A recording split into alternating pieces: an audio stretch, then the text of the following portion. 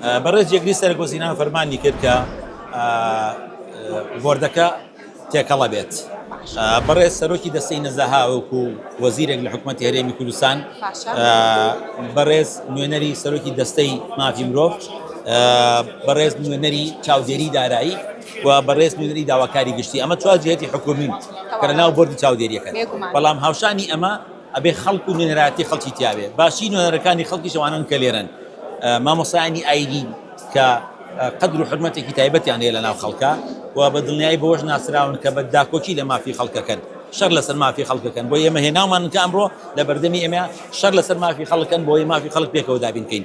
ڕۆژنامە نووسان نوێنەرایەتیان هەیە و چالاکوانانی کۆمەلگەی مەدەنی و خێرخوازانیش و کەسایەتی ناسراویش سەر ئاسی چەمچەماڵ و دەوروبەری نوێنەرایەتیان هەیە و لێرە بەشدارن.